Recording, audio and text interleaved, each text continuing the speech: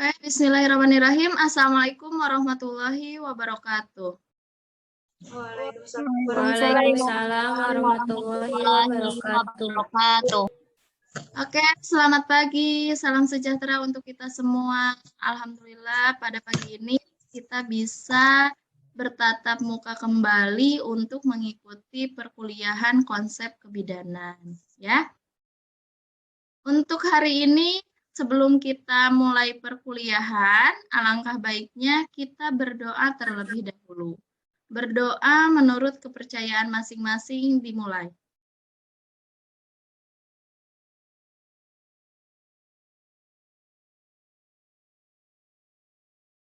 Berdoa selesai. Baik, pada pagi hari ini kita akan mulai perkuliahan ya untuk mempelajari tentang kebidanan sebagai profesi karena kita adalah bidan penerus bangsa ya. Anak-anak ibu mahasiswa bidan yang nantinya akan lulus menjadi seorang bidan diharapkan menjadi bidan yang profesional. Nah, seperti apa bidan profesional itu? Kita akan mempelajari hari ini ya, karena bidan juga memiliki peran-perannya tersendiri, tugasnya tersendiri, dan memiliki standar praktik kebidanan ya.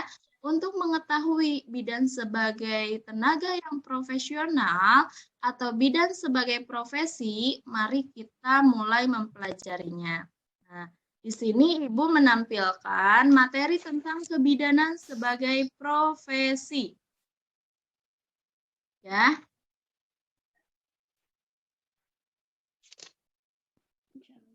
Oke. Nah, lalu profesi bidan itu apa sih? Ya, kita kan sebagai bidan. Kalau kita ketahui bidan itu adalah sebagai profesi. Profesi adalah pekerjaan yang membutuhkan pelatihan dan penguasaan terhadap suatu pengetahuan khusus. Makanya dikatakan sebagai profesi bidan apabila sudah lulus dari pendidikan kebidanan. Diharapkan memiliki knowledge, pengetahuan, dan skill keterampilan yang kompeten. Maka dikatakanlah sebagai profesi, karena dia menguasai tentang ilmunya, khususnya ilmu kebidanan. Suatu profesi biasanya memiliki asosiasi profesi, kode etik, serta proses sertifikasi dan lisensi yang khusus untuk bidang profesi tersebut. Contoh profesi yang lain selain bidan, kedokteran, ya. Nah, di sini juga karena kita memiliki asosiasi profesi, kita memiliki organisasinya tersendiri, yaitu kalau organisasi bidan adalah IBI, Ikatan Bidan Indonesia. Dan kita pun memiliki kode etik kebidanan, di mana bidan harus bekerja sesuai dengan wewenangnya. Tidak boleh bidan melakukan tindakan di luar batas wewenangnya. Itu namanya malpraktik dan akan ada sanksinya apabila bidan melakukan praktik di luar dari wewenangnya. Serta proses sertifikasi dan lisensi ya. Tentunya nanti lulus dari pendidikan kebidanan harus mengikuti uji kompetensi kebidanan supaya ibu-ibu bidan sebelum praktik di lahan sudah memiliki STR, surat tanda registrasi. Bagaimana mendapatkan STR itu atau surat tanda registrasi? Harus lulus dulu uji kompetensinya ya. Kita lanjut. Ada karakteristik profesi. Keterampilan yang berdasar pada pengetahuan teoritis ya. Kita juga seorang bidan selain dituntut untuk terampil dalam melakukan tindakan atau pelayanan kepada pasien kita, bidan memang harus terampil juga ya, harus memiliki pengetahuan yang luas. Kenapa kita harus memiliki pengetahuan yang luas? Karena kita akan memberikan edukasi kepada pasien ya. kita akan memberikan edukasi, konseling, dan juga penyuluhan kepada pasien, keluarga pasien, berikut kepada masyarakat. Karena bidan juga sebagai bidan pelaksana, selain kita bekerja di instansi seperti rumah sakit, klinik, puskesmas, ada bidan sebagai bidan komunitas ya, yang bekerja di komunitas di tengah-tengah masyarakat. Asosiasinya profesional, pendidikan yang ekstensif ya, pendidikan bidan apalagi sekarang bisa dicapai sampai S2 kebidanan.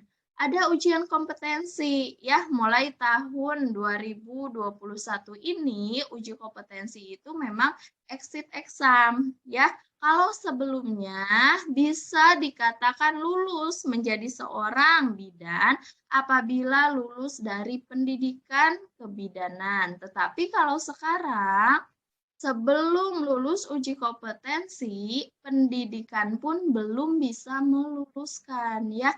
Harus ada keterkaitan antara pendidikan dengan penyelenggara uji kompetensi. Bagaimana pembagian nilainya? Pembagian nilainya 60% dari nilai pendidikan ya dari kampus, 40% dari nilai uji kompetensi. Bagaimana kalau salah satunya ada yang tidak lulus? Berarti belum bisa dikatakan lulus menjadi seorang bidan.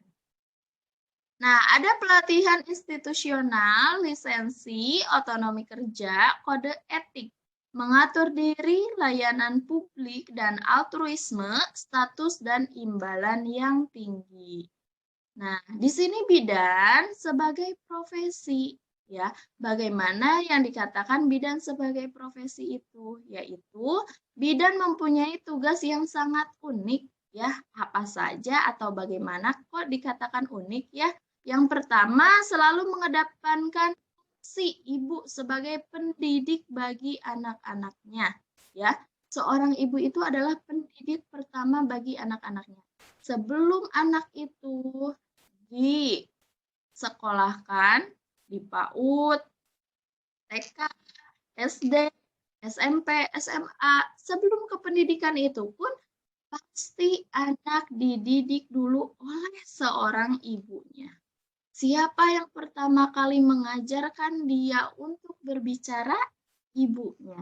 Ya, selalu diajarkan untuk meminta tolong ya apabila ingin meminta tolong ke yang lain di rumahnya atau meminta maaf apabila ada kesalahan. Nah, hal-hal yang kecil itulah yang akan mulai diajarkan oleh seorang ibu ya. Kedua, memiliki kode etik dengan serangkaian pengetahuan ilmiah yang didapat melalui proses pendidikan dan jenjang tertentu ya. Pendidikan pun sekarang sudah ada jenjang-jenjangnya ya. Ada jenjang D3 kebidanan, jenjang D4 kebidanan, ada jenjang profesi. Tentunya kode etik, wewenangnya pasti berbeda ya, tergantung di mana tempat kita bekerja. Contohnya, lulusan jenjang D3 bidan yang bekerja di BPM dengan yang bekerja di rumah sakit, tentu saja tugas dan wewenangnya berbeda ya. Kalau di BPM itu memang hanya bisa melakukan persalinan normal. Bagaimana kalau yang sudah tidak normal? Ada indikasi atau ada resiko tinggi, maka harus dirujuk ke rumah sakit, ke tempat pelayanan yang fasilitasnya lebih lengkap. Walaupun di sana dibantu persalinannya oleh bidan juga, tetapi memang di sana sudah diberikan wewenangnya bagi pihak rumah sakit. Lalu nomor ketiga, keberadaan bidan diakui memiliki organisasi profesi yang bertugas meningkatkan mutu pelayanan kepada masyarakat ya.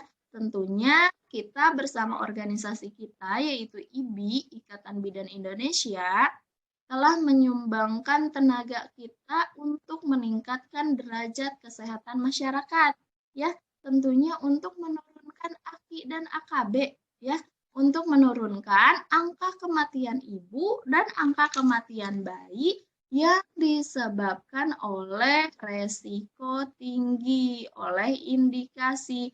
Makanya perlu sekali penanganan dini, ya. Selanjutnya, anggotanya menerima jasa atas pelayanan yang dilakukan dengan tetap memegang teguh kode etik profesi.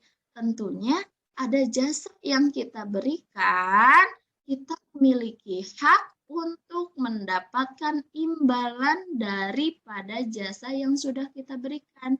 Kita suntik KB, kita dibayar, ya. Kita memeriksa ibu hamil, kita mendapatkan bayaran. Kita menolong ibu bersalin, kita juga mendapatkan imbalannya, ya. Karena apa? Kita berhak mendapatkan imbalan dari apa? Dari jasa yang sudah kita berikan kepada pasien. Karena kalau misalkan kita berbicara entrepreneur, ya, usaha, biasanya produk yang kita jual, tetapi karena kita adalah sebagai seorang profesi, maka bukan produk yang kita jual, melainkan tenaga atau jasa yang kita berikan kepada pasien kita, ya, kepada masyarakat. Selanjutnya ada profesionalisme jabatan bidan. Bidan tergolong jabatan yang sangat profesional, ya. Bidan itu tergolong jabatan profesional sebagai tenaga medis yang siap siaga, apalagi di BPM, ya, yang praktek menerima pertolongan persalinan 24 jam, di rumah sakit pun sama 24 jam, namun di rumah sakit itu ada shift, ya, shift pagi, shift siang, shift malam, ya, tapi tetap mengabdi untuk masyarakat selama 24 jam. Jabatan dapat ditinjau dari dua aspek. Aspek apa saja? Yang pertama, ada jabatan struktural. Adalah jabatan yang secara tegas dan diatur berjenjang dalam suatu organisasi, ya. Kalau kita bekerja di instansi, seperti kita bekerja di rumah sakit, maka itu ada jabatannya apabila kita masuk ke dalam struktural. Seperti apa itu, ya? Seperti kita misalkan masuk ke rumah sakit, pernah melihat ada struktur organisasi. Ya, struktur organisasi rumah sakit terdiri dari apa saja? Ada direktur rumah sakit, ada wakil direkturnya, ada manajer, ya. Manajer juga ada beberapa bagian. Ada manajer SDM, ya, untuk perekrutan pegawai, mulai pegawai itu direkrut sampai pegawai itu nanti keluar atau pensiun. Nah, itu adalah tugasnya manajer SDM. Ada lagi bagian manajer keuangan. Dia bertanggung jawab sebagai pengelola keuangan, mencatat mulai dari keuangan masuk sampai ada pengeluaran juga. Ya, untuk apa pengeluarannya? Untuk menggaji para pegawai, untuk membeli obat-obatan yang sudah habis, untuk membeli konsumsi, ya, nanti untuk rawat inap biasanya kan pasien mendapatkan makan. Ya, tentunya ada sesuatu yang harus dibeli oleh pihak manajer keuangan. Selanjutnya ada apa lagi? Contohnya ada manajer logistik yang bertanggung jawab terhadap sarana dan prasarana, pengadaan barang, membeli barang-barang yang sudah habis, ya, membeli obat-obatan yang sudah habis, membeli bahan makanan yang sudah habis, ya. Nanti itu manajer logistik, pengadaan barang, mencatat apa saja barang yang sudah habis, lalu mengajukan dana ke manajer keuangan. Tetap, itu hanya mengajukan, nanti harus disetujui juga oleh pimpinannya, oleh direktur rumah sakit. Selanjutnya ada jabatan fungsional. Adalah jabatan yang ditinjau serta dihargai dari aspek fungsinya. yang vital dalam kehidupan masyarakat dan juga negara. Bidan sebagai profesi memiliki ciri-ciri tertentu. Ya, pertama, bidan disiapkan melalui pendidikan formal, seperti kalian sekarang sedang mengikuti pendidikan formal, ya, diploma 3 kebidanan, agar lulusannya dapat melaksanakan pekerjaan yang menjadi tanggung jawabnya secara profesional. Makanya Ibu sangat mengharapkan ya, mahasiswa bidan itu belajar dari sekarang supaya pada saat sudah lulus siap kerja, pada saat sudah diterjunkan ke lahan, ya, baik itu di BPM, puskesmas, klinik maupun rumah sakit, Ibu mengharapkan lulusan bidan dari Politeknik Tiara Bunda menjadi bidan yang profesional, banyak pasiennya, ya, sangat berguna, berjasa bagi masyarakat setempat, maka itu dikatakan bidan secara profesional. Bidan memiliki alat yang dijadikan panduan ya dalam menjalankan profesinya, yaitu standar pelayanan kebidanan, kode etik, dan etika kebidanan. Ada berapa standar pelayanan kebidanan? Semuanya ada 24 standar pelayanan kebidanan. Hanya itu saja yang harus kita berikan kepada pasien sesuai dengan standarnya, sesuai dengan kode etiknya, dan sesuai dengan etika kebidanan. Nanti akan kita bahas lebih detail di pertemuan selanjutnya. Bidan memiliki kelompok pengetahuan yang jelas dalam menjalankan profesinya. Tentu saja ya, karena kita mempelajari tentang pengetahuan asuhan kebidanan. Ada apa saja asuhan kebidanan? Pertama, asuhan kebidanan pada ibu hamil. Kita memeriksa ibu hamil ya. Ada asuhan kebidanan persalinan, kita menolak persalinan. Ada asuhan kebidanan nifas ya, kita memeriksa ibu nifas, kita melakukan kunjungan kepada ibu nifas dan seterusnya. Bidan memiliki kewenangan dalam menjalankan tugasnya. Tentunya di sini kewenangannya sesuai dengan standar pelayanan kebidanan dan juga kode etik kebidanan. Next, bidan memberikan pelayanan yang aman dan memuaskan sesuai dengan kebutuhan masyarakat. Ya, tentunya kita harus memberikan pelayanan yang aman. Apalagi alat-alat ya, alat-alat habis pakai harus disterilisasi supaya pasien aman ya, tidak malah menambah penyakit dari pasien satu ke pasien yang lainnya akibat alat yang habis pakai tidak disterilkan. Berarti di sana ada keteledoran dari seorang bidan, maka tidak bisa dikatakan bidan tersebut adalah bidan yang profesional. Karena apa? Karena tidak memberikan pelayanan yang aman. Bidan memiliki organisasi profesi, tentunya ya, organisasi profesi kita IBI. Bidan memiliki karakteristik yang khusus dan dikenal serta sangat dibutuhkan masyarakat, ya. Apalagi kita di masyarakat yang masih berada di desa. Jangankan ibu hamil, ibu bersalin, kadang penyakit apapun masyarakat percaya sama ibu bidan. Aduh Bu Bidan, saya sakit, saya mau berobatnya sama Bu Bidan aja, katanya ya.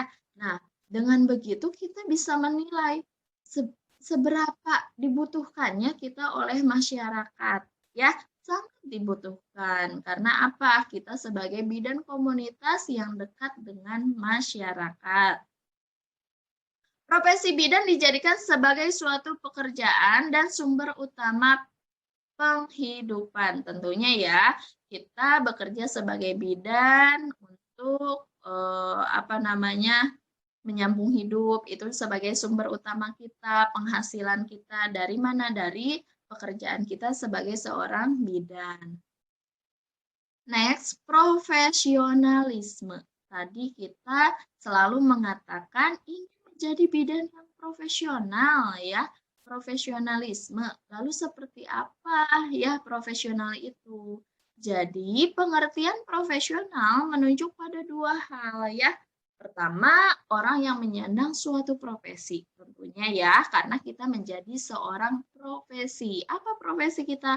Yaitu bidan. Penampilan seseorang dalam melakukan pekerjaannya yang sesuai dengan profesinya.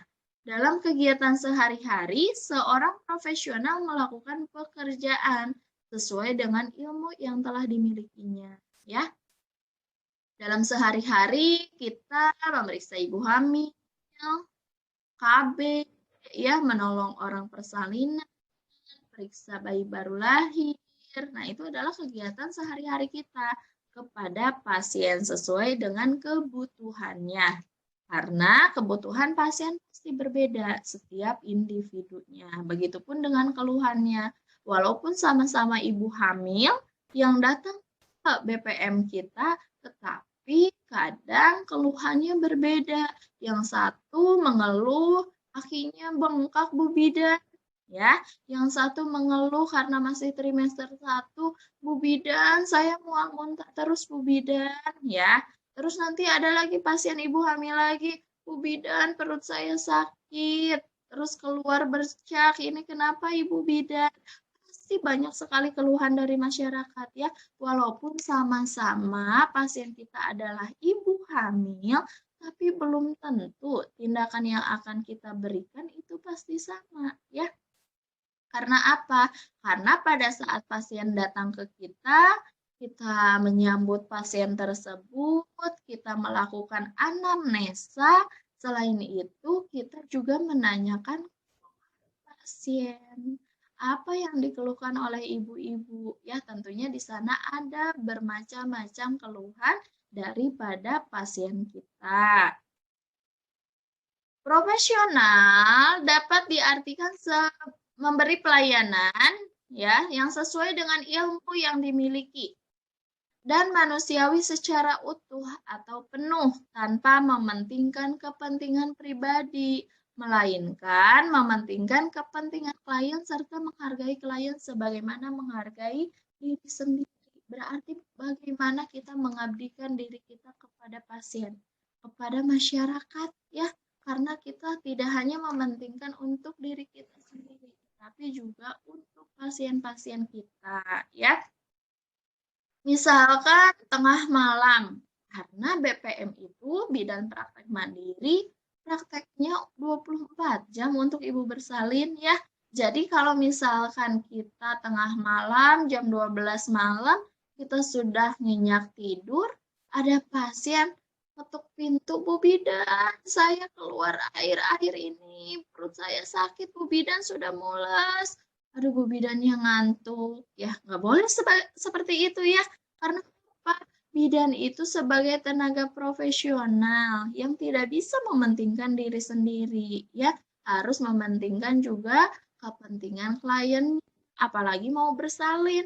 Karena waktu bersalin itu tidak bisa kita prediksi mau kapan, ya, jam berapanya. Tidak bisa kita tidak bisa kita atur, Bu besok aja siang Bu bersalinnya karena saya masih ngantuk misalkan. Tidak bisa juga seperti itu ya. Atau misalkan Bu bidannya udah dandan cantik, pakai kebaya mau ke kondangan ceritanya. Tiba-tiba ada pasien mau bersalin. Ya mau nggak mau diperiksa dulu yang tangannya sudah penuh dengan cincin, jam tangan yang branded, tetap harus dilepas ya. Cuci tangan itu harus dilepas semua aksesoris, pakai handscoon, tetap pegang darah ya, karena harus melakukan pemeriksaan dalam. Masuklah jari ke vagina.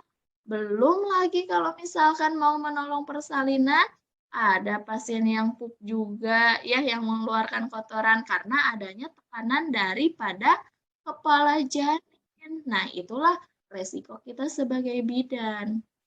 Ya, itulah profesi kita. Tetapi tetap kita harus memberikan pelayanan sepenuh hati kepada pasien kita. Karena kita sudah tahu dari sekarang apa pekerjaan saya, apa resiko pekerjaan saya di kemudian hari. ibu bidan tidak mengenal lelah, tidak mengenal tanggal merah, tanpa mengenal juga ya yang libur-libur seperti weekend. Weekend ada ibu bersalin tetap kerja. Tanggal merah ada ibu bersalin tetap kerja. Pokoknya ibu bidan sungguh luar biasa ya, menjadi bidan yang profesional. Nah, sekarang kita masuk ke peran bidan. Peran dan fungsi bidan dalam melaksanakan profesinya, bidan memiliki peranan ya. Apa saja peran bidan? Sudah dibahas sebelumnya bahwa peran bidan sebagai pelaksana, pengelola, pendidik, dan juga peneliti. Ya, di sini walaupun kita sebagai seorang bidan, sama-sama seorang bidan, di sini mahasiswa ibu banyak nih. Ada 100 lebih ya mahasiswa ibu diploma 3 kebidanan. Kalau misalkan pada saat nanti sudah bekerja semuanya, pasti semua mahasiswa ibu berbeda-beda juga perannya pada saat sudah ada di lahan. Ada yang menjadi bidan pelaksana, ya, yang memiliki praktek mandiri bidan. Di depan rumahnya ada plang, ya, misalkan bidan Zahra, misalkan AMDKEB. Nah, berarti itu sebagai bidan pelaksana. Ada juga menjadi bidan pengelola, ya, yang bekerja di sebuah instansi rumah sakit, misalkan menjadi direktur rumah sakit, misalkan Direktur Rumah Sakit Tiara Bunda adalah bidan Elizabeth AMDKEB. Ya, misalkan, apalagi nanti syukur-syukur kalau sudah melanjutkan pendidikannya ke diploma 4 bidan, profesi bidan, atau S2 kebidanan. Tentunya gelarnya pun berbeda. Bidan juga sebagai seorang pendidik, ya, seperti apa bidan sebagai seorang pendidik? Yaitu seperti ibu, ya, jadi dosen kebidanan. Tugasnya apa, Bu? Tugasnya bukan memberikan tindakan kepada pasien, melainkan mendidik seseorang yang cikal bakalnya menjadi seorang ibu bidan, ya. Nanti ibu mendidik calon-calon bidan yang siap kerja, siap memberikan pelayanan kepada pasien, kepada masyarakat. Dan juga ada peran bidan sebagai seorang peneliti, ya. Bidan bisa melakukan penelitian, research sesuai dengan keilmuannya, yaitu sesuai dengan kebidanan. Contohnya dulu belum ada persalinan dengan hypnobirthing, ya. Tetapi setelah dilakukan penelitian ternyata ada manfaatnya, sehingga adalah sekarang teori baru yaitu persalinan dengan hypnobirthing, ya. Atau misalkan baby spa. Dulu sebelum dilakukan penelitian, ya, belum ada yang namanya baby spa, tetapi setelah dilakukan penelitian, ada beberapa manfaat bagi bayi tersebut, sehingga sekarang diperbolehkanlah baby spa. Ya, jadi kita itu harus update ilmu juga, sesuai dengan evidence based, ilmu-ilmu yang terbaru atau teori-teori yang terbaru berdasarkan penelitian, ya, yang sudah diteliti sebelumnya. Nah, kita akan membahas juga peran sebagai pelaksana, karena kan tadi peran bidan itu ada pelaksana, pengelola, pendidik, dan juga peneliti, ya. Lalu sebagai bidan pelaksana itu tugasnya apa saja? Ada tugas mandiri, ada tugas kolaborasi, dan juga ada tugas rujukan, ya. Kalau misalkan kita di BPM, bidan praktek mandiri, tentunya kita harus memberikan tindakan pelayanan kepada pasien itu secara mandiri, ya. Kalau di rumah sakit, kita bisa kolaborasi dengan dokter kandungan dan dengan bidan yang lainnya. Dan rujukan ya, kalau kita di bidan praktek mandiri PMB itu hanya bisa menolong pasien yang normal. Apabila ditemukan indikasi atau resiko tinggi terhadap janin maupun terhadap ibunya, maka harus segera dirujuk ke tempat pelayanan kesehatan yang lebih lengkap dan memadai. Karena di sana banyak tenaga medis, ya, terutama ada dokter obgyn atau dokter kandungan. Nah, kita bahas satu persatu ya, daripada tugas mandiri menjadi seorang bidan. Pertama, menetapkan manajemen kebidanan pada setiap asuhan kebidanan yang diberikan. Ya, memberi pelayanan dasar pranikah pada anak remaja dan dengan melibatkan mereka sebagai klien atau pasien, membuat rencana tindakan lanjut, tindakan atau layanan bersama klien ya. Jadi pasien kita itu bukan yang sudah menikah saja. Pranikah atau biasa kita panggilnya catin ya, calon pengantin biasanya juga datang ke ibu bidan ya untuk suntik teteh atau untuk konseling. Misalkan ada pranikah atau catin, calon pengantin, Bu Bidan, nanti pada saat saya sudah menikah, saya mau langsung promil Bu Bidan, program hamil, misalkan, karena udah nggak sabar pengen punya baby, misalkan. Nah, itu juga bisa konseling kepada ibu bidan ya. Jadi jangan memiliki pikiran bahwa pasien kita adalah pasien-pasien ibu-ibu saja yang sudah pada menikah ya, tetapi pranikah pun calon pengantin bisa untuk konsultasi kepada kita ya, untuk kita memberikan edukasi.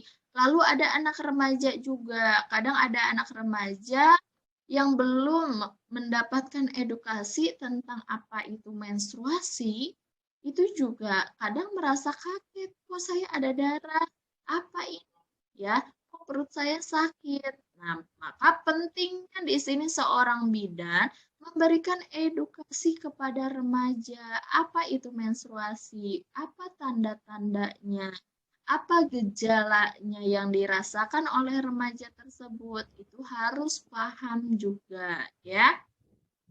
Memberikan asuhan kebidanan selama kehamilan normal, makanya diharuskan pasien itu rutin ya memeriksakan kehamilannya. Gunanya untuk apa? Apakah kepentingannya untuk ibu bidan? Bukan, tetapi kepentingannya untuk janin dan ibu hamil itu sendiri, supaya kita bisa memantau terus kehamilannya. Apabila ditemukan ada indikasi, bisa segera dilakukan penanganan dini. Kalau tidak dilakukan pemeriksaan secara rutin, kalau ada indikasi, bagaimana kalau tiba-tiba pasiennya nanti mengalami perdarahan, kolaps, tidak bisa tertolong ya. Makanya diharuskan pasien itu anjurkan untuk rutin memeriksakan kehamilannya. Dulu minimal ibu hamil itu melakukan pemeriksaan selama kehamilannya cukup minimal 4 kali. Tetapi menurut peraturan tahun 2020 sekarang minimal 6 kali. Itu minimal ya. Kalau mau setiap bulan juga boleh ya, kita bisa lebih memantau kehamilannya. Atau bisa juga apabila ada indikasi ya, nggak boleh setiap bulan juga. Kalau misalkan kita minggu kemarin baru periksa, tetapi ternyata hari ini ada indikasi, itu tidak perlu menunggu bulan selanjutnya untuk periksa, tetapi harus segera datang ke tempat pelayanan kesehatan. Selanjutnya, memberikan asuhan kebidanan masa persalinan dengan melibatkan klien dan keluarga atau keluarga ya. Kalau zaman dulu ada persepsi katanya ibu hamil yang mau bersalin ya, ibu bersalin cukup sendiri saja, tidak boleh ditemani, ya. Tetapi kita memikirkan psikologi juga. Apabila ibu ditemani oleh suaminya atau oleh keluarganya, ya, ibunya atau suaminya, nah itu bisa menenangkan ibu, bisa memberi semangat ibu yang mau bersalin. Maka di sini pentingnya peran suami untuk mendampingi ibu bersalin. Tapi jangan sampai ya sekeluarga datang. Biasanya di kampung, di BPM ya, ibu bidan itu yang mau bersalin satu, yang nganternya banyak semobil ya. Nah, itu juga tidak efektif ya, karena nanti akan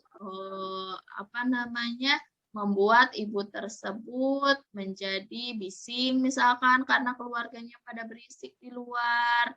Cukup orang-orang terdekat saja, maupun suaminya, ibu kandungnya, atau ibu mertuanya. Ya, salah satu untuk mendampingi. 5. Memberi asuhan kebidanan pada bayi baru lahir. Ya, kita juga harus mengedukasi kepada ibu tersebut untuk merawat bayi baru lahir. Memberikan edukasi bagaimana caranya memberikan ASI eksklusif, bagaimana caranya menyusui yang baik dan benar, ya. Lalu bagaimana caranya memandikan bayi, bagaimana caranya merawat tali pusat, ya. Karena tali pusat juga harus benar cara perawatannya, jangan sampai lembab atau berbau malah infeksi, ya. Keenam, memberi asuhan kebidanan pada masa nifas, ya, dengan melibatkan keluarga juga klien, ya, karena pada saat masa nifas itu kan 40 hari, ya. Jadi tidak bisa hanya tanggung jawab seorang bidan saja, karena pasien nifas itu sudah pulang ke rumahnya.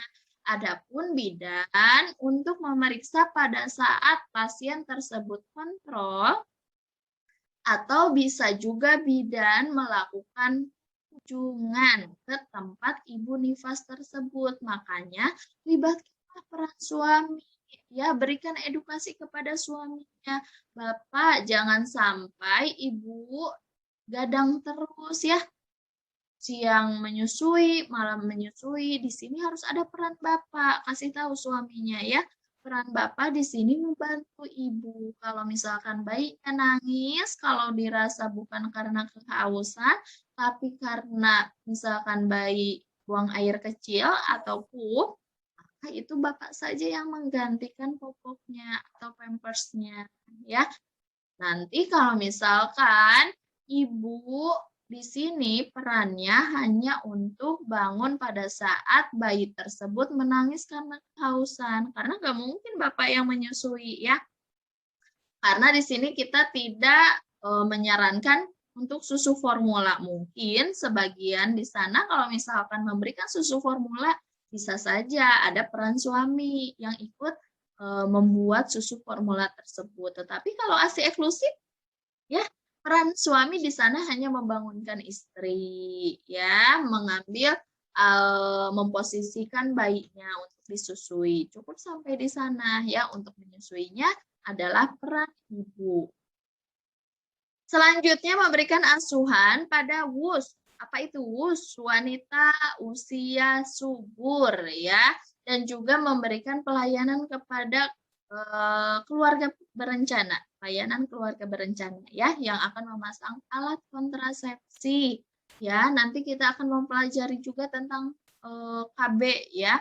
Ada KB alami, ada KB hormonal, ada KB non hormonal juga. Nanti akan kita pelajari di mata kuliahnya.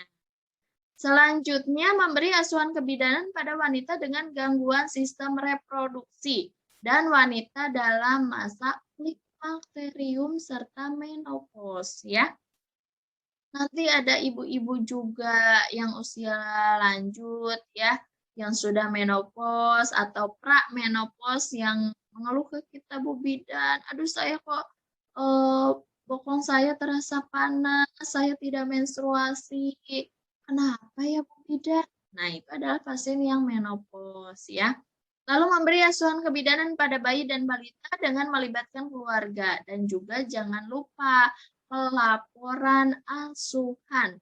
Semua tindakan, semua pelayanan yang kita berikan kepada pasien, jangan lupa untuk melakukan pendokumentasian. Catat apa yang kita kerjakan dan kerjakan apa yang kita catat supaya itu menjadikan suatu pelaporan yang akan kita berikan ke puskesmas, ke dinas kesehatan ya kalau kita bekerja di bidang praktek mandiri. Untuk apa nantinya? Dicatat untuk memantau ya apakah ada berapa ibu hamil di bulan tersebut ya, ada berapa ibu hamil di bulan tersebut, apakah kehamilannya normal ataukah ada indikasi.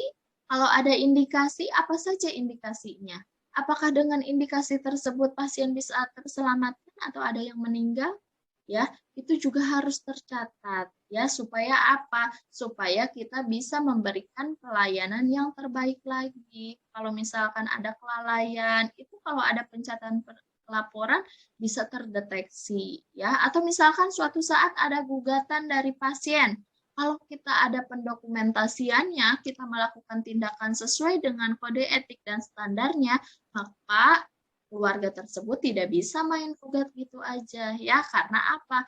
Karena kita memiliki bukti bahwa kita melakukan pelayanan kepada pasien sesuai dengan pelayanan kebidanan dan juga sesuai dengan kode etik kebidanan. Next, memberikan asuhan kebidanan pada ibu dalam masa nifas dengan resiko tinggi serta pertolongan pertama dalam keadaan kegawat daruratan yang memerlukan tindakan kolaborasi bersama klien dan juga keluarga. Memberikan asuhan pada bayi baru lahir dengan resiko tinggi, memberikan asuhan kebidanan pada balita dengan resiko tinggi. Nah, ini juga bahwa dikatakan bidan itu sebagai pelaksana tidak hanya pasien normal saja, tetapi pada pasien yang memiliki resti atau resiko tinggi. Nah, kalau kita berbicara daripada resti atau resiko tinggi, maka di sini bidan bertugas untuk merujuk, ya, menerapkan manajemen kebidanan pada pada setiap asuhan kebidanan yang sesuai dengan fungsi keterlibatan klien dan juga keluarga, memberi asuhan kebidanan melalui konsultasi dan rujukan pada kasus kehamilan dengan resiko tinggi serta kegawat daruratan, memberikan asuhan kebidanan melalui konsultasi serta rujukan pada masa persalinan dengan penyulit tertentu dengan melibatkan klien dan keluarga juga, memberikan asuhan kebidanan melalui konsultasi dan rujukan pada ibu dalam masa nifas yang disertai penyulit tertentu dan kegawat daruratan dengan melibatkan klien dan juga keluarga ya.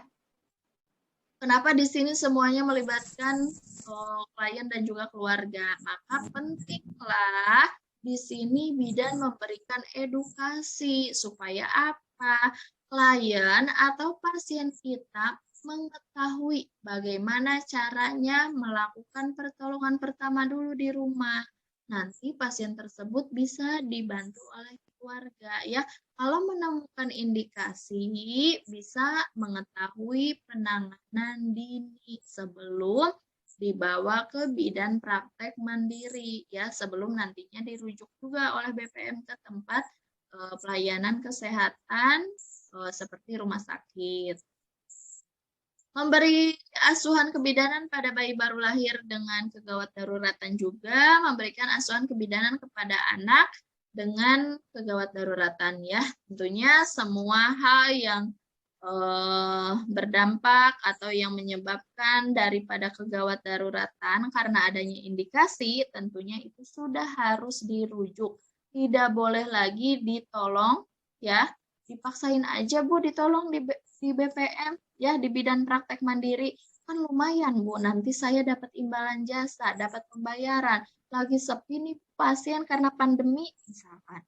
Tetap ya tidak boleh kalau misalkan kita memaksakan, kalau ada kegawat daruratan atau ada pasien indikasi ditolong di BPM kita, takutnya nanti pasiennya kolaps, meninggal. Akibat apa? Akibat daripada kelalaian ibu bidan. Kenapa?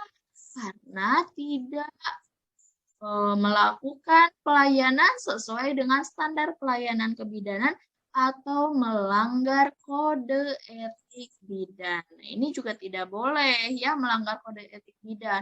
Akan ada sanksinya. Apa itu sanksinya? Bisa jadi izin praktek kita dicabut.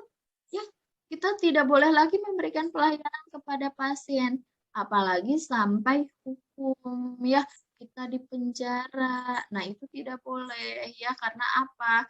Karena kita sudah melakukan pelanggaran kode etik. Makanya nanti wajib ibu bidan mengetahui tentang standar pelayanan kebidanan, tentang kode etik bidan, sehingga pada saat kita memberikan pelayanan kepada pasien, kita fokus kepada tugas dan wewenang kita selaku bidan. Nah, itu baru yang pertama ya, bidan pelaksana tugas dan tanggung jawabnya. Sekarang kita akan membahas tentang bidan sebagai peran pengelola. Nah, kenapa sih ada bidan sebagai pengelola? Karena untuk mengembangkan pelayanan dasar kesehatan, bidan bertugas mengembangkan pelayanan dasar kesehatan, terutama pelayanan kebidanan untuk individu, keluarga, kelompok khusus, dan masyarakat di wilayah kerja dengan melibatkan masyarakat atau klien. Ya, selanjutnya berpartisipasi dalam tim. Bidan berpartisipasi dalam tim untuk melaksanakan program kesehatan dan sektor lain di wilayah kerjanya melalui peningkatan kemampuan dukun bayi, kader kesehatan, serta tenaga kesehatan lain yang berada di bawah bimbingan dalam wilayah kerjanya. Nah, itu adalah bidan sebagai seorang pengelola ya. Selanjutnya bidan sebagai pendidik ya, memberi pendidikan dan penyuluhan kesehatan kepada klien itu juga menjadi seorang pendidik ya. Karena apa? Kita memberikan edukasi, ada sifatnya delivery knowledge ya, penyampaian ilmu dari ibu bidan kepada pasien, dari ibu bidan kepada keluarga, dari ibu bidan kepada masyarakat ya. Karena selain kita memberikan edukasi konseling, kita juga memberikan penyuluhan kepada masyarakat ya. Contohnya sekarang sedang pandemi COVID-19, kita bisa memberikan penyuluhan tentang pentingnya melakukan vaksin, atau misalkan kita melakukan penyuluhan tentang senam hamil ya kepada ibu-ibu hamil. Atau ibu bidan melakukan penyuluhan vaksin untuk ibu hamil, karena sebagian ibu hamil ada yang merasa ketakutan ya, takut nanti kalau sudah vaksin ada efek samping kepada janinnya. Nah, disinilah peran kita sebagai seorang bidan, melakukan edukasi, melakukan penyuluhan, bagaimana caranya kita bisa merubah persepsi masyarakat. Diharapkan dari setelah kita melakukan penyuluhan atau edukasi, ada perubahan persepsi masyarakat dari yang tadinya tidak mau menjadi mau, dari tadinya yang tidak tahu menjadi tahu, dari yang tadinya tidak bisa menjadi bisa. Itulah perannya seorang pendidik ya, sama seperti ibu juga memberikan pendidikan kepada mahasiswa ibu, mahasiswa bidan ya. Ini yang tadinya tidak tahu seputar ilmu kebidanan, sekarang mulai tahu ya. Oh, bidan itu tugasnya seperti itu. Nanti setelah kita mengetahui, dari yang tadinya tidak bisa menjadi bisa. Dari yang tadinya itu tidak bisa memeriksa ibu hamil, menjadi bisa. Tadinya ada yang takut, ada yang tidak bisa menolong persalinan, sekarang udah pada bisa. Nah, itu yang diharapkan. Ya, adanya perubahan. Lalu selain kepada masyarakat juga, kita dituntut apabila kita sebagai bidan di komunitas melatih dan membimbing ibu-ibu kader ya. Karena ibu kader nanti akan membantu kita pada saat kita memberikan pelayanan kepada masyarakat. Contohnya di mana? Kita mau posyandu, kita dibantu oleh ibu-ibu kader ya. Ibu kader biasanya menyiapkan tempatnya. Nanti dibantulah untuk penimbangan oleh ibu kader, pencatatan oleh ibu kader, baru nanti pemeriksaan dan konselingnya sama ibu bidan ya. Karena nanti repot kalau semuanya dilakukan oleh ibu bidan saja, tetapi kita mintalah bantuan ibu-ibu kader. Bagaimana supaya mereka mengetahui tentang kebidanan? Kitalah peran bidan yang memberikan edukasi untuk membimbing seorang kader. Nah, sekarang adalah bidan sebagai peneliti ya, melakukan riset ya tentang kebidanan. Bidan melakukan investigasi ya atau penelitian terapan dalam bidang kesehatan baik secara mandiri maupun kelompok. Boleh kelompok ya, apalagi penelitian yang sulit seperti sekarang pandemi COVID-19 atau vaksin untuk ibu hamil itu tidak bisa dilakukan penelitian sendiri, melainkan harus ada kelompok, harus juga melibatkan sektor lain ya, tidak bisa hanya seorang bidan saja. Bisa melibatkan juga tim medis lain ya seperti dokter, perawat, terus bagian farmasi tentunya ya yang mengerti obat-obatan, yang mengerti dosis. Nah, kita bisa bekerja sama dengan tim medis lainnya. Pertama, mengidentifikasi kebutuhan investigasi yang akan dilakukan, menyusun rencana kerja pelatihan ya karena harus tersistematis, jadi harus ada planningnya dulu, rencananya dulu, melaksanakan investigasi sesuai dengan rencana, mengolah dan menginterpretasikan data hasil investigasi, menyusun laporan hasil investigasi dan tindak lanjut, memanfaatkan hasil investigasi untuk meningkatkan dan mengembangkan program kerja atau pelayanan kesehatan ya. Di sini kita juga sebagai seorang mahasiswa bidan belajar semuanya ya. Nanti kita terjun ke lahan, berarti kita belajar menjadi seorang bidan pelaksana ya. Kita melakukan penyuluhan juga. Nanti ada praktik komunitas ya. Kita terjun langsung ke lahan. Kita tinggal di tengah-tengah masyarakat. Nah, itu juga peran sebagai kita pendidik ya. Peran sebagai pengelola bagaimana nanti kita di lingkup terkecil dulu di BPM. Bagaimana mengelola BPM ya. Mulai dari pencatatan pelaporan sendiri. Nanti untuk membeli obat-obatan juga bisa ya di BPM. Nanti menjadi pengelola BPM kita pelajari itu. Lalu bidan peneliti, bagaimana nanti diajarkan melakukan penelitian? Biasanya itu dijadikan tugas akhir ya. Kalau tingkat S1 itu pasti sering dengar skripsi ya. Tapi untuk tingkatan diploma 3 itu namanya karya tulis ilmiah yang akan dijadikan sebagai tugas akhir ya. Nanti dilakukanlah penelitian. Silahkan ambil judul, cari kasusnya. Kasusnya apa nih? Misalkan banyak ibu hamil yang belum mengetahui tentang senam hamil manfaatnya ya, misalkan. Nanti boleh silahkan teliti ya. Apa hubungannya pengetahuan dengan manfaat senam hamil pada ibu hamil di desa A misalkan. Boleh silahkan lakukan penelitian ya. Nanti cari kasusnya yang ada di sekitar kita. Apa kasus yang sekarang booming? Atau sekarang banyak ibu hamil yang ketakutan untuk dilakukan vaksin. Silahkan lakukan penelitian.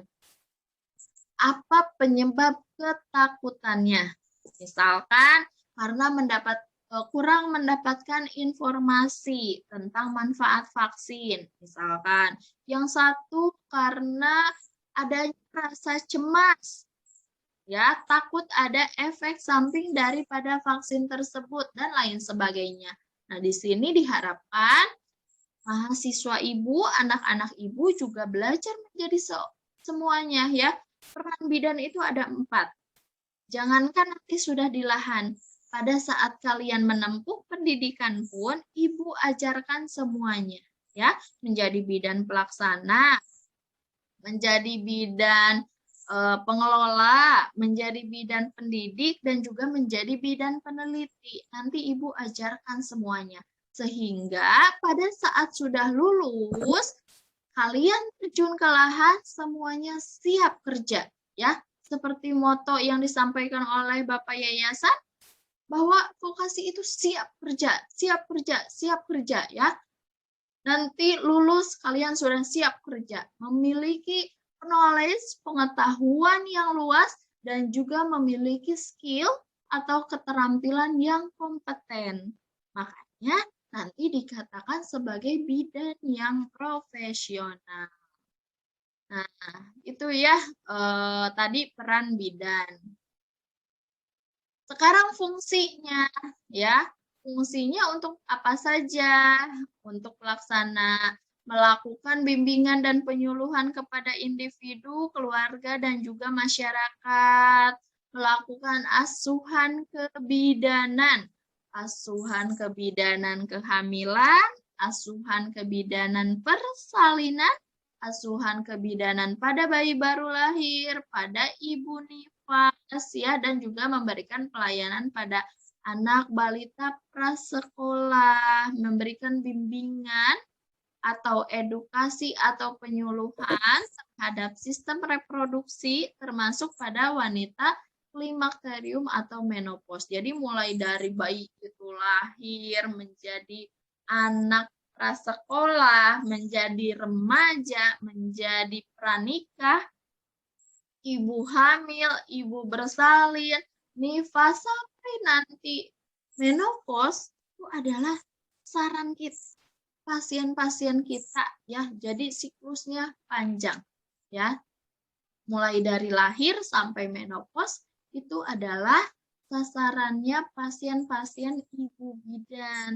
Tinggal nanti ibu bidannya ya, kalau memberikan pelayanan kepada pasien secara profesional dan juga bisa berkomunikasi dengan baik, bersikap baik, nanti pasiennya banyak ya, karena sasaran kita itu luas. Mulai dari bayi baru lahir sampai menopause, sampai usia lanjut, berarti itu adalah sasaran pasien-pasien kita selaku bidan.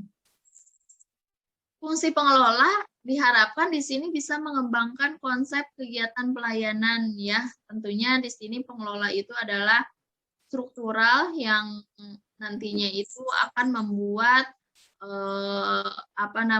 perencanaan ya, karena dia bertanggung jawab dalam suatu manajemen ya, di mana fungsi manajemen itu sendiri ada POAC, yaitu planning, organizing, evaluating, and controlling. Itu biasanya menjadi tugas dan tanggung jawab sebagai seorang pengelola ya. Nah, ada juga unsur-unsur manajemennya, kita harus tahu fungsi manajemennya tadi ya POAC. Jadi dari mulai planning, bidan pengelola itu harus mulai merencanakan apa saja kegiatan yang akan kita lakukan, apa saja pelayanan yang akan kita berikan kepada pasien, ya itu planning. Organizing, ya nanti harus terbentuk struktural, ya supaya apa, di struktur organisasi itu ada divisi-divisinya, ada bagian-bagiannya. Nanti masing-masing bagiannya memiliki job desk-nya masing-masing. Tugasnya apa saja ya? Tentunya berbeda tugas dari satu orang ke orang lainnya sesuai dengan divisinya atau bagiannya. Lalu ada yaitu equating. Pelaksanaannya bagaimana ya nanti? Terlaksana atau tidak. Lalu ada controlling, evaluasi, bagaimana pelaksanaannya, apakah berhasil atau tidak, apakah ada hambatan atau tidak, ya itulah fungsi daripada manajemen, tugasnya dari seorang pengelola. Ada fungsi sebagai pendidik, memberi penyuluhan tentunya ya, memberikan edukasi, penyuluhan, konseling kepada ibu, keluarga, dan juga pasien, membimbing dan juga melatih dukun bayi, ya, memberi bimbingan kepada para peserta didik, ya, boleh ini peserta didik dalam kegiatan praktek di klinik dan juga di masyarakat, karena mahasiswa bidan itu bukan hanya dididik di kampus, dididik oleh dosen, tetapi pada saat kalian sudah terjun di lahan, kalian akan dididik juga langsung oleh ibu-ibu bidan yang ada di lahan. Kalau nanti sudah diterjunkan di rumah sakit, maka akan dididik juga oleh bidan yang ada di rumah sakit. Biasanya nanti ada penanggung jawabnya ya, ada CI, ya, clinical instructor yang nanti akan membimbing mahasiswa bidan yang sedang praktik di rumah sakit. Lalu mendidik peserta didik bidan atau tenaga kesehatan lainnya sesuai dengan bidang keahliannya. Contohnya apa? Ibu bidan dididik lagi oleh ibu bidan. Contohnya pelatihan. Ada pelatihan APN, asuhan persalinan normal. Ada pelatihan MU, midwifery update. Nah, itu bisa juga bidan dididik lagi melalui pendidikan non-formal ya. Pendidikan non-formal itu seperti seminar, webinar, workshop, pelatihan. Nah, pendidikan formal bisa melanjutkan pendidikan ke jenjang yang lebih tinggi. Ibu harap nanti mahasiswa ibu, anak-anak ibu di sini semuanya tidak hanya merasa puas di diploma 3 bidan saja, ya, tetapi lanjutkan pendidikan setinggi-tingginya, ya, sampai S2 kebidanan, ya. Lalu fungsi peneliti, melakukan evaluasi, pengkajian, survei, dan penelitian yang dilakukan sendiri atau berkelompok dalam lingkup pelayanan kebidanan, melakukan penelitian kesehatan keluarga dan keluarga berencana. Ya, silahkan lakukan penelitian untuk mandiri ataupun untuk kelompok. Dilihat ya seberapa sulit yang akan kita teliti.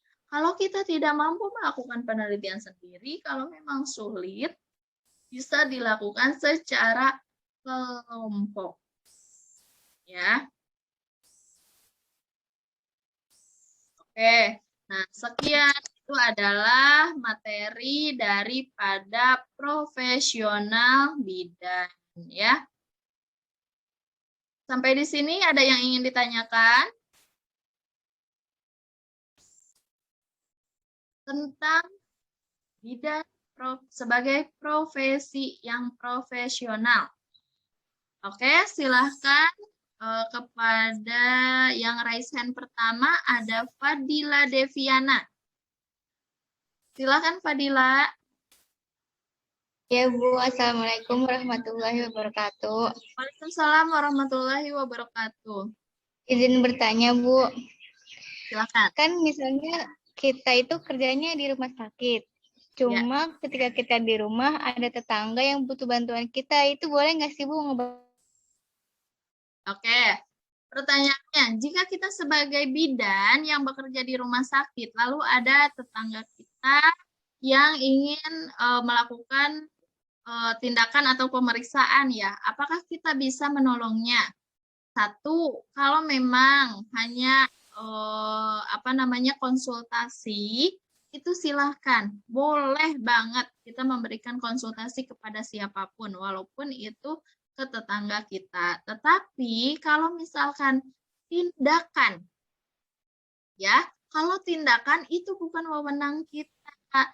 Jadi nanti silahkan kepada yang berwenang. Siapa? Ada bidan praktek mandiri di wilayah tersebut, ya. Berarti itu bukan wewenang kita, ya.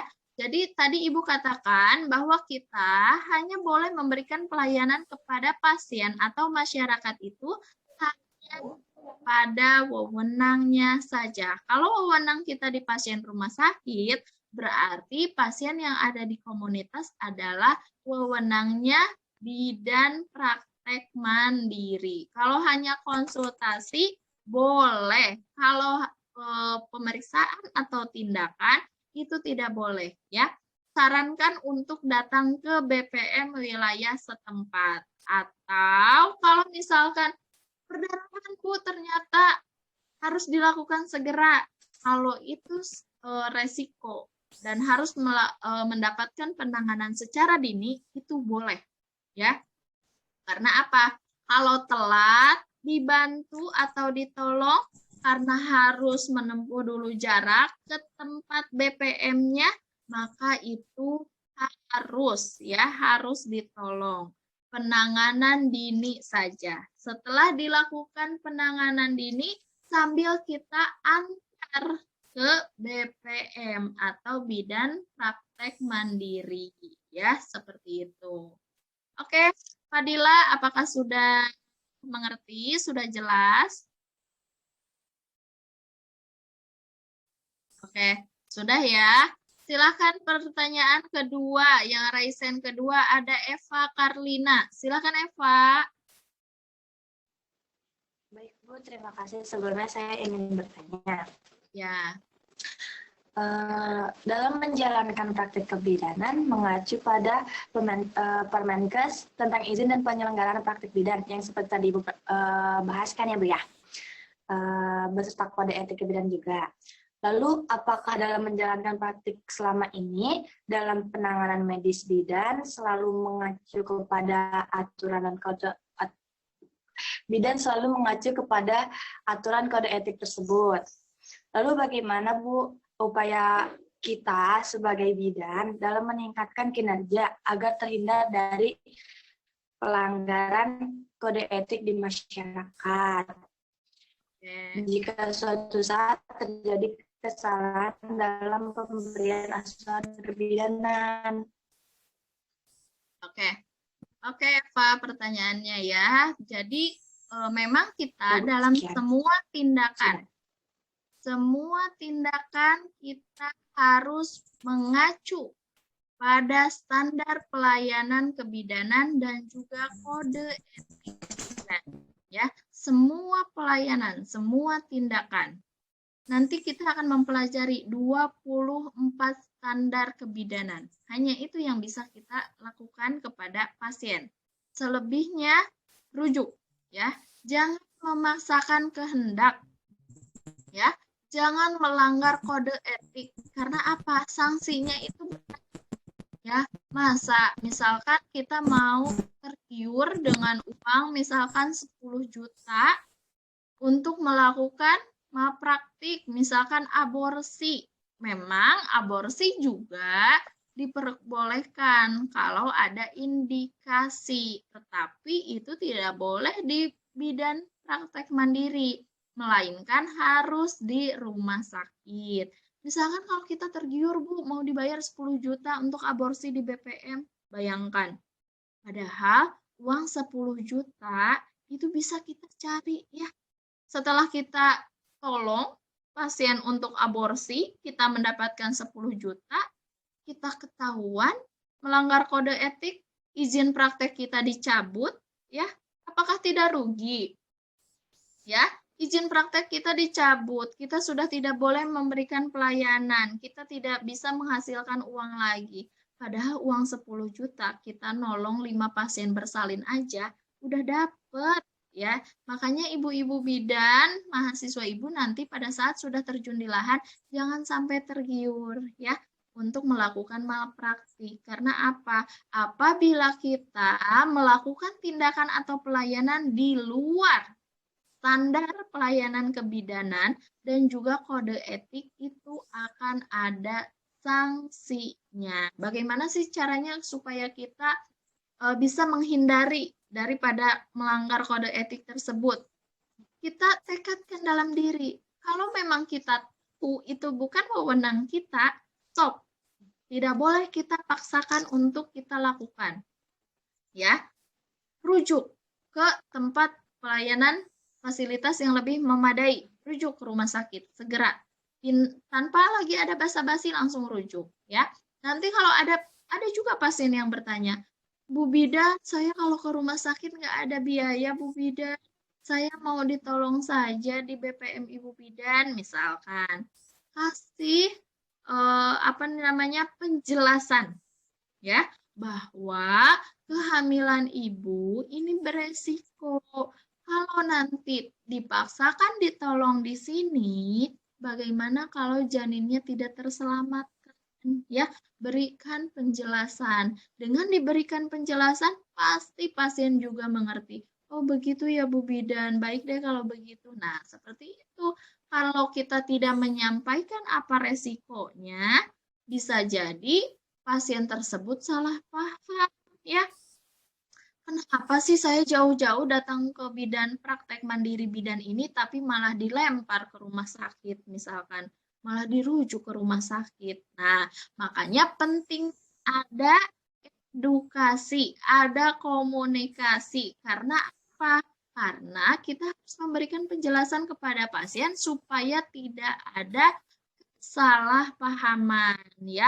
Niat kita baik, mau melakukan standar pelayanan kebidanan dan kode etik bidan, tetapi ada kesalahpahaman dari pasien bahwa ibu bidannya katanya tidak mau menolong saya, ibu bidannya malah merujuk saya ke rumah sakit, ya. Nanti ada kesalahpahaman, makanya kita harus memberikan edukasi dan komunikasi kepada pasien, ya. Bagaimana caranya supaya kita terhindar terus? Kita memegang teguh. Karena apa? Karena kita pada saat nanti lulus dari diploma 3 kebidanan akan diterjunkan ke lahan, ada cara ucap sumpah, ya. Sebelum nanti kalian terjun ke lahan, kalian disumpah dulu menjadi bidan itu seperti apa. Akan disumpah, saya berjanji akan melakukan pelayanan secara profesional, tidak akan menyebarluaskan kerahasiaan pasien atau data pasien, kecuali diminta oleh pihak yang berwajib. Nah, itu ada sumpah profesi namanya, ya. Jadi pada saat sebelum terjun ke lahan ada sumpah dulu. Nah, nanti kita apabila sudah kerja di lahan, kita harus ingat kalau kita mau menyeleweng, melakukan tindakan malpraktik, aduh dulu saya udah disumpah nih, gitu kan. Terus takut juga, satu, dosa, kedua, nanti kalau izin praktek kita dicabut bagaimana? Apakah kita tidak rugi, ya? Lalu bagaimana kalau sampai ke hukum? Kita sampai di penjara, ya, itu harus takut, ya. Jadi kita bagaimana supaya terhindar?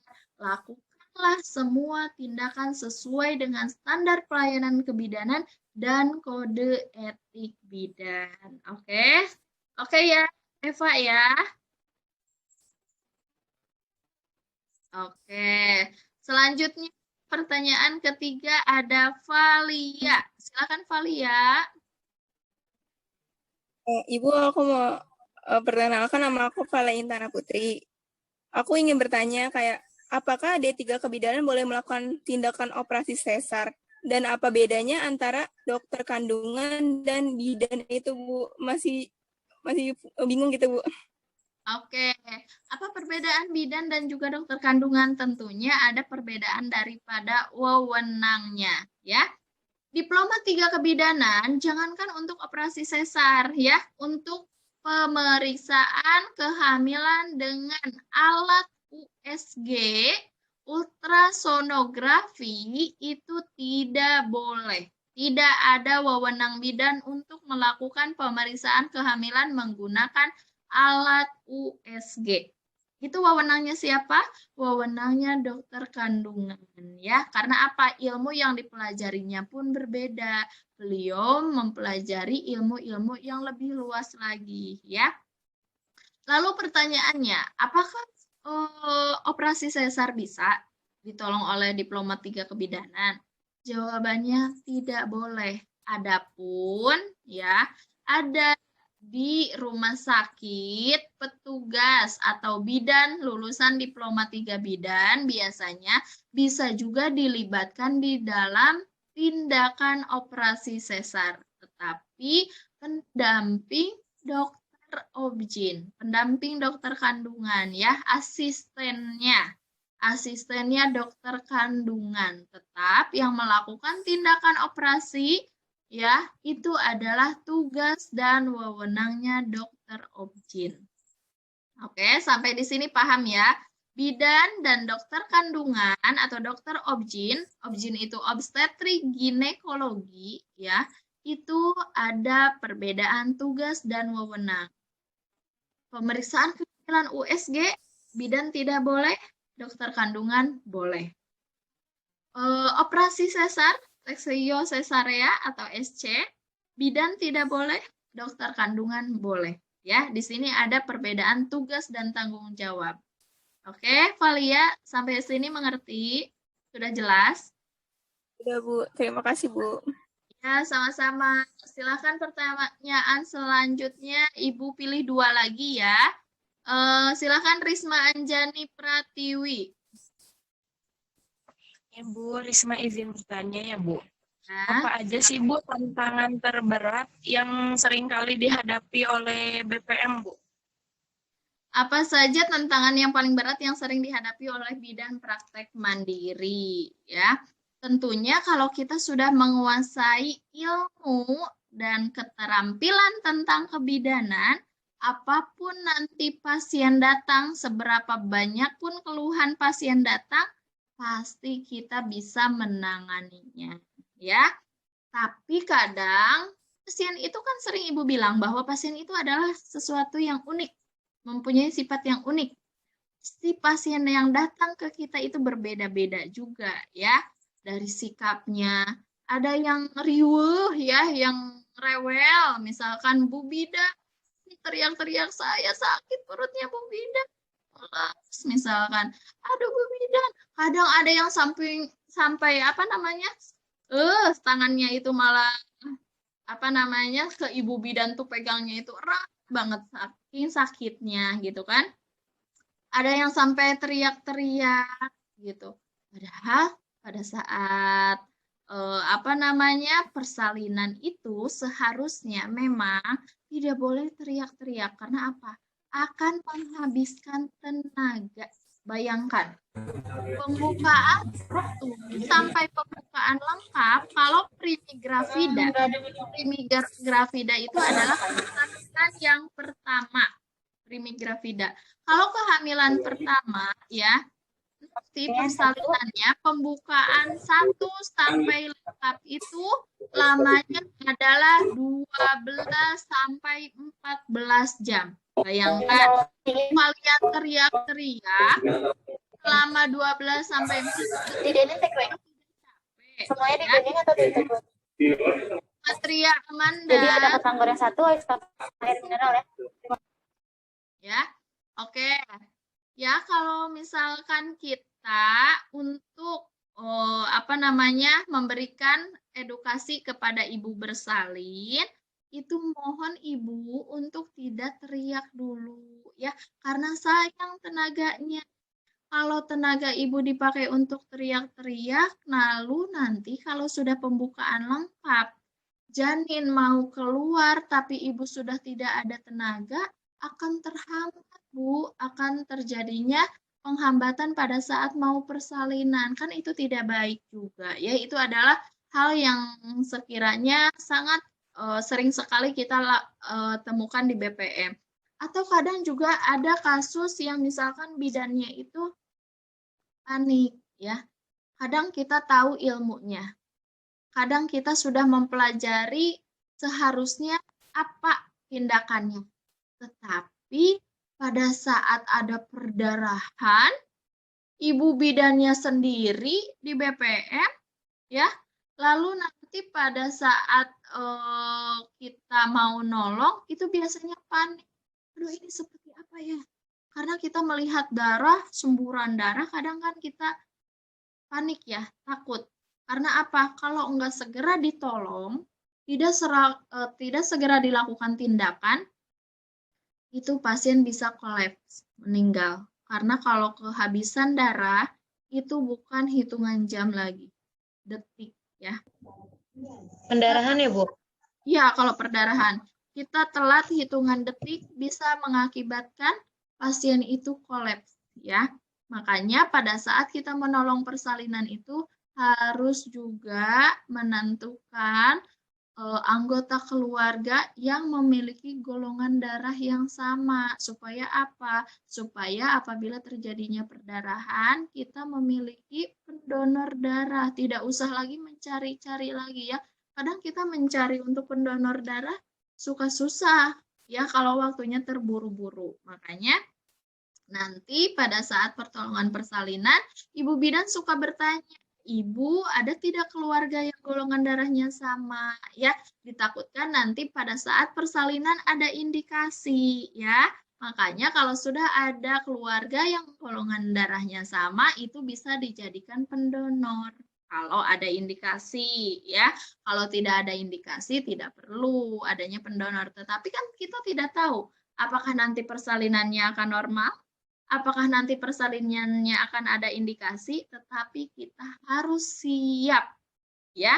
Sebelum terjadinya perdarahan, kita harus siap pendonor ya, gitu ya.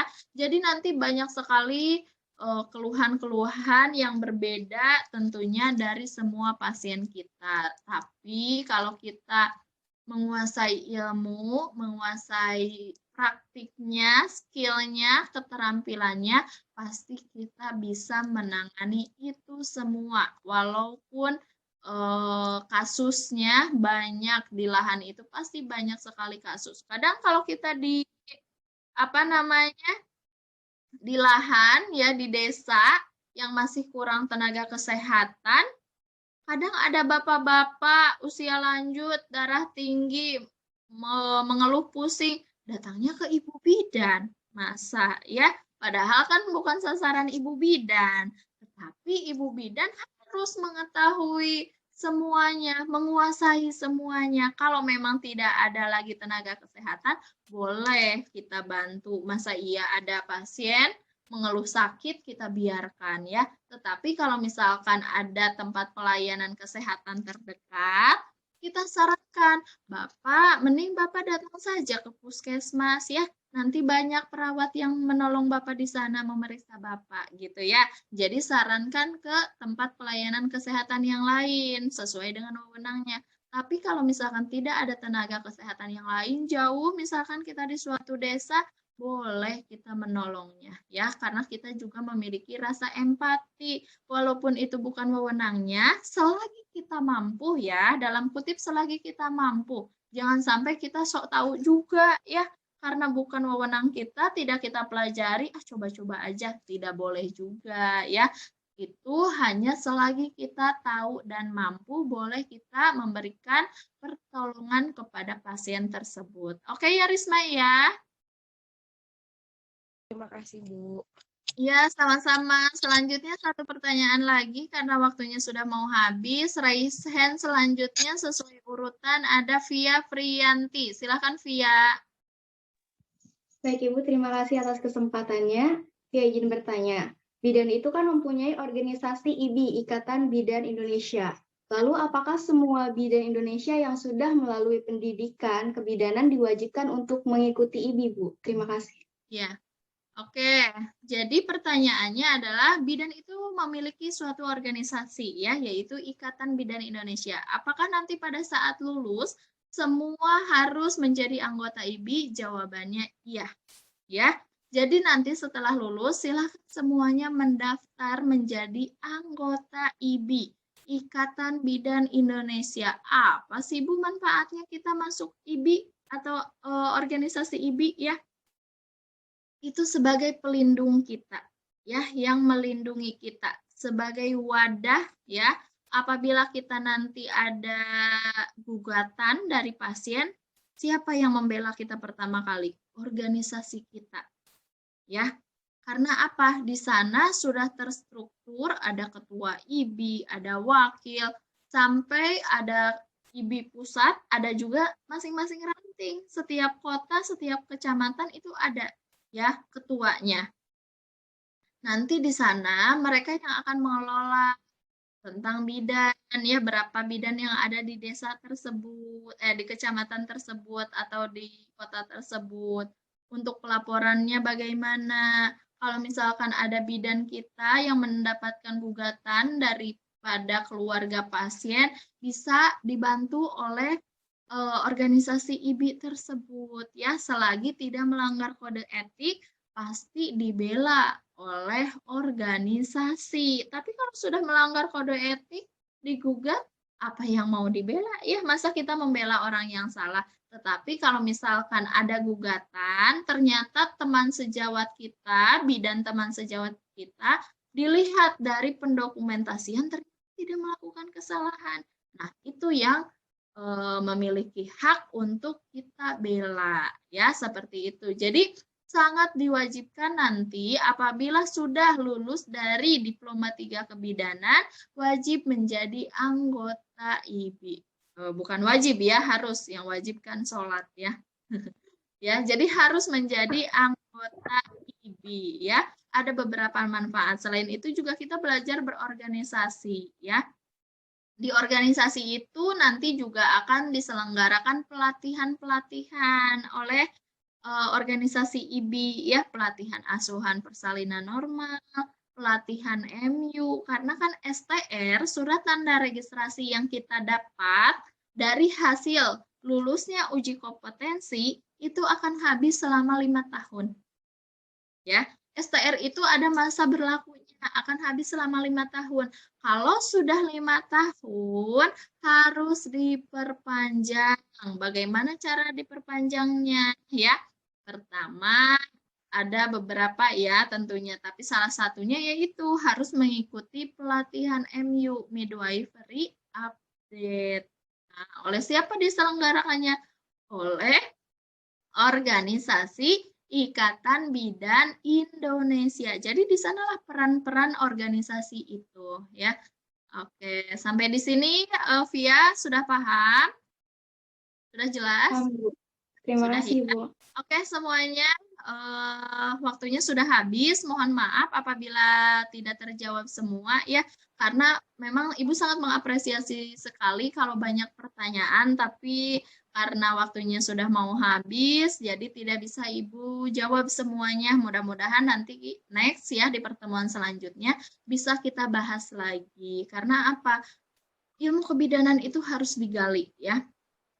Pada saat kuliah, karena kalau misalkan nanti kalian sudah ada di lahan, kurangnya pengetahuan, kurangnya skill atau keterampilan, itu akan berbahaya. Karena apa? Yang kita hadapi ini adalah makhluk hidup. Ya, beda kalau misalkan kita sebagai montir, misalkan di bengkel, motor, malah kita salah nih, salah melakukan tindakan rusak. Ya kita kan bisa mengganti dengan cara materi ya, bisa dibeli.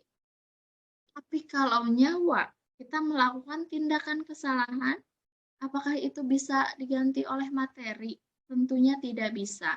Makanya Ibu harapkan jangan sampai nanti menyesal pada saat sudah ada di lahan. Banyak ibu-ibu atau pasien-pasien yang sekarang mengeluh misalkan atau mau konseling. Tapi kurangnya pengetahuan ibu bidan tidak menjawab pertanyaan dari pasien-pasien tersebut. Ya, hati-hati. Sekarang pasien-pasien sudah pada pintar. Karena apa? Semua semua bisa dicari di Google. Informasi semuanya bisa dicari di Google ya. Kalau lebih pintar pasiennya daripada ibu bidannya, masa nggak malu ya? Harus malu. Makanya kita harus kumpulkan semua ilmu pengetahuan dan skill atau keterampilan pada saat masih kuliah. Kalau kalian banyak bertanya pada saat kuliah, itu bagus. Malah dosen selalu mengapresiasi kepada mahasiswa yang sering bertanya. Tetapi kalau nanti kalian sudah di lahan, kalian banyak bertanya ke senior-seniornya misalkan, ih ini lulusan dari mana sih kok gitu aja nggak tahu ya. Nah itu kan bawa alma mater juga ya, malu. Tetapi kita harus banyak belajar itu pada saat kita masih kuliah. Tapi bukan berarti kita juga tidak boleh bertanya ke senior saat di lahan, boleh sekali. Tetapi pertanyaannya yang memang wajar sekali ya, yang berat. Kalau yang ringan-ringan ditanyakan lagi, masa iya nanti jadi pertanyaan, apakah dulu mendapatkan teori itu di kampus atau tidak sih gitu kan. Nah, jangan sampai seperti itu ya. Jadilah bidan yang profesional. Anak-anak ibu selalu mengharapkan menjadi bidan yang profesional ya, selalu memberikan tindakan dan pelayanan sesuai dengan standar pelayanan kebidanan dan kode etik bidan. Ibu percaya ya, suatu saat, suatu hari anak-anak ibu akan menjadi bidan profesional dan sukses. Amin ya. Oke semuanya, waktunya sudah habis ya, sudah jam 10.00. Mudah-mudahan ilmunya bermanfaat untuk kita semua. Jangan lupa untuk belajar dan kalau bisa sudah mulai mengamalkan ilmu kita ke saudara-saudara kita, ke tetangga, ke keluarga ya, supaya ilmu yang kita dapatkan menjadi berkah ya. Oke semuanya, sekian. Wassalamualaikum warahmatullahi wabarakatuh.